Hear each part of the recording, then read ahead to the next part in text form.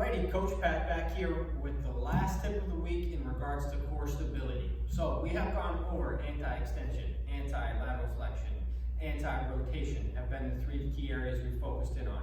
I want to spend one more week spending a little bit of time on another anti-extension variation, just because that tends to be one of the better areas where I see people strengthen the core, keep their lower back in a really good, healthy place.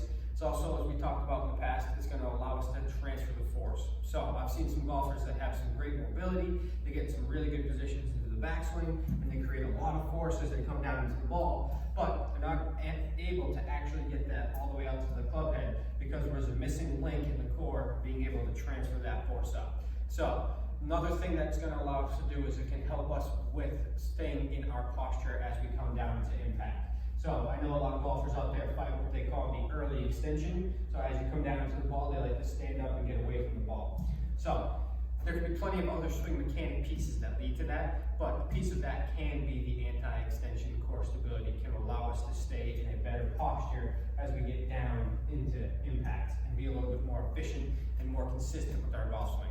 So I just want to give you a few more variations of some anti-extension core stability, and then next week we will be moving on. So if you tried the ones in video one, great. You can give these a try as well and start adding those to your workouts as well. Alrighty, so we're going to go through three different front plank variations here. The first one is going to be the most difficult. I'm going to work my way down through the regressions to the easiest option. So what we're going to need here is we're going to need a moderately heavy kettlebell, and all you're going to need to do is get into a good front plank position. And what we're really going to be resisting here is my lower back arching. And another tendency that I see with a lot of clients is as they press the kettlebell up overhead, here I'm using my left hand, you're going to see that left hip want to hike up in the air. So trying to keep the back nice and flat and engage that core throughout the entire time. You're going to want to go for 8 presses on each side for about 3 sets.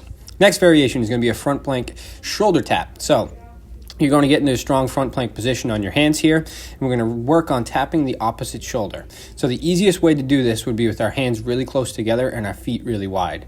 You can adjust that to adjust the difficulty. So the closer the feet get and the wider the hands get, the harder it's going to be to resist my hips and my lower back from moving throughout the movement. So I like to do somewhere around 8 to 10 taps on each shoulder for 3 sets on this one.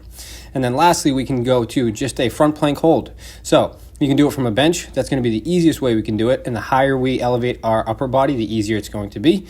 And we can work our way all the way down to the ground so we can maintain this position for a good amount of time without losing that lower back position and keeping that core engaged throughout.